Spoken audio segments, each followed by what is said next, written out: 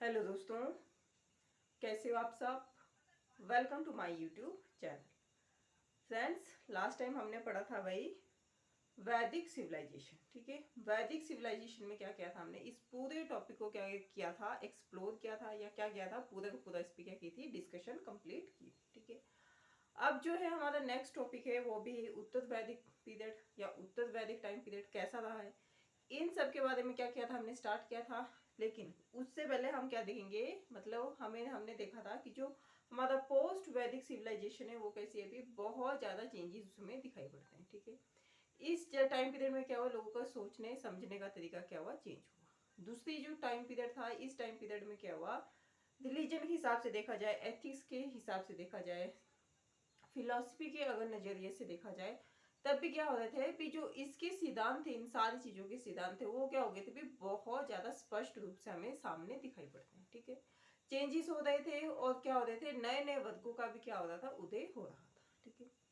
ये होगी एक और बात। फिर जो इस एक और नेक्स्ट चीज हमने पढ़ी थी वो थे भी, इस टाइम पे क्या हो गया था भी, जो लोहे के बारे में या लोहे के उपयोग के बारे में क्या करने लगे थे, लोग जानने लग गए थे। ठीक है, और इस अगर टाइम पीरियड की बात की जाए, कब से लेकर कब तक का था, तो ये था भी 1000 से लेकर 600 ईसा पूर्व तक का था।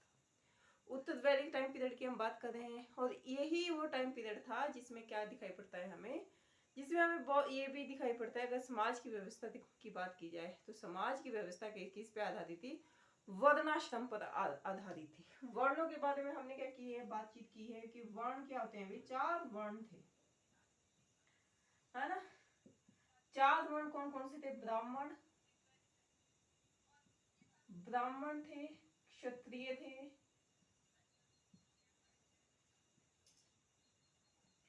और कौन थे, वैश्य, एंड जो नेक्स्ट वन थे वो थे भी वैश्य, शूद्र। जो वर्णों का सबसे सही क्रम था, शूद्र क्या थे, सबसे नीचे वाले क्रम के थे, है ना। वैश्य और क्षत्रिय, और ये क्या थे भी, ये उपनयन संस्कार के भी अधिकारी थे। उपनयन संस्कार के क्या थे, ये अधिकारी थे। ठीक है, फिर नेक्स्ट जो चीज थी भी, द्विज संस्कार के भी क्या थे, अधिकारी थे ये लोग। अगर अगर बात की जाए भी वैदिक सिविलाइजेशन की या वैदिक टाइम पीरियड की, तो हमने देखा था कि उस टाइम पे क्या था भी, उस टाइम पे कर्म के आधार पर क्या होती थी, जातियां डिसाइड होती थी, कास्ट डिसाइड होती थी। आप जो काम चूज करेंगे उस हिसाब से आपकी क्या हो जाएगी, कास्ट डिसाइड हो जाएगी। लेकिन इस टाइम पीरियड पे क्या हुआ अभी, पोस्ट वैदिक सिविलाइजेशन की अगर बात की जाए तो क्या दिखाई पड़ता है हमें, पोस्ट वैदिक सिविलाइजेशन में हमें दिखाई पड़ता है कि जाति के हिसाब से, मतलब जाति के हिसाब से, कर्म के हिसाब से नहीं होने लगा, आनुवंशिक होने लगे काम।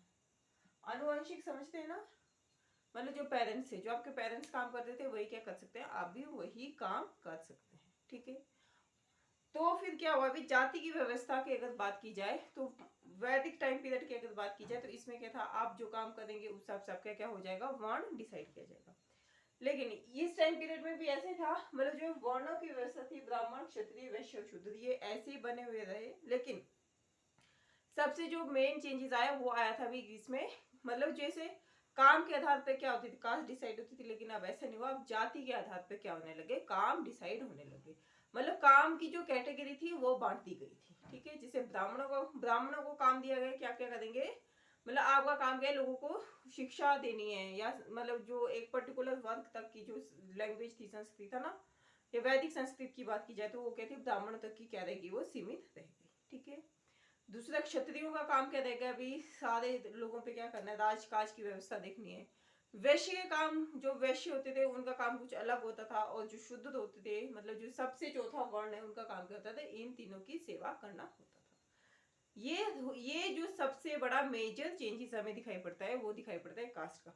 और यहीं से जो शूद्रों की, मतलब शूद्र थे या शूद्रों की जो व्यवस्था है, इनके जो, मतलब इनके जो क्या माना गया, इनको अशुद्ध अशुद्ध माना जाता है, अपवित्र माना जाता है, यहीं से इन्हें आधारहीन मानने की प्रक्रिया शुरू हुई है कि इनका कोई आधार नहीं है। इन्हें क्या बताया गया, आधारहीन बताया गया है। इनका होना या ना होना क्या था, इनके लिए एक बराबर ही बोला गया है। ठीक है, समाज में इनकी वैल्यू कैसी बताई गई कि अगर है तो भी ठीक है, अगर नहीं है तो वो क्या है, उससे भी बढ़िया है। ठीक है।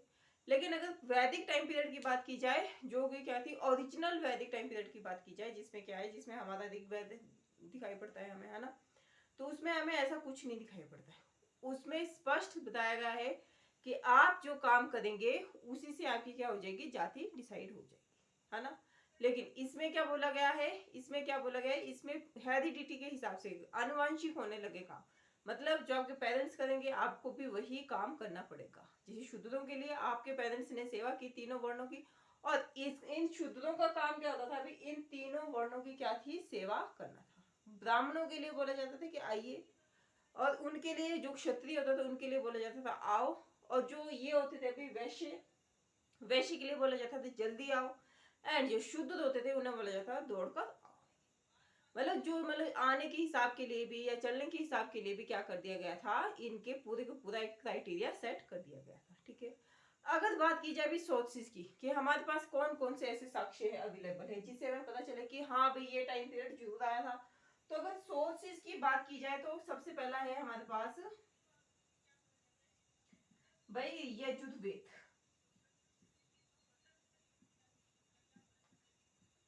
सामवेद, तीनों वेद की अगर बात की जाए, और क्या है भाई, और था भी अथर्ववेद, है ना। अथर्ववेद ये क्या था, और इसके साथ साथ हमें ब्राह्मण ग्रंथ भी दिखाई पड़ते हैं। जितने भी ब्राह्मण साहित्य हैं हमें उसमें भी क्या है भी, इस टाइम पीरियड का क्या है, भर भर के उल्लेख किया गया है, ठीक है। ये होगी एक और बात। अगर इनकी बात की जाए, अगर वैदिक टाइम पीरियड की बात की जाए, तो उसका भौगोलिक क्षेत्र कितना था, भौगोलिक विस्तार कितना था, बहुत कम विस्तार, मतलब क्या कैसे था, पंजाब वाला एरिया था, अफगानिस्तान वाला एरिया था, ठीक है, इतना था। और हमारी वेस्टर्न यूपी वाला एरिया हमें दिखाई पड़ता है किसमें, वैदिक सिविलाइजेशन में। अगर पोस्ट वैदिक सिविलाइजेशन की बात की जाए तो हमें क्या दिखाई पड़ता है, अलग अलग चीजें दिखाई पड़ती है। जैसे इन्होंने क्या कर लिया था, अपने साम्राज्य का विस्तार करना शुरू कर दिया था, मतलब अपने एरिया का क्या करना शुरू कर दिया था, विस्तार करना शुरू कर दिया था। सबसे पहले हमें दिखाई पड़ता है कुरुक्षेत्र वाला एरिया। अगर वैदिक की बात की जाए, वैदिक में कौन कौन सा था, पंजाब, है ना, अफगानिस्तान, और क्या थे, वेस्टर्न यूपी, ये वाला एरिया था। लेकिन जब हमारे पोस्ट वैदिक सिविलाइजेशन की बात की जाए तो हमें क्या दिखाई पड़ता है, एक अलग चीज दिखाई पड़ती है। मतलब इन्होंने क्या किया, थोड़े ही आगे बढ़ने लगे, कुरुक्षेत्र वाला एरिया, मतलब हरियाणा दिल्ली वाला एरिया, है ना,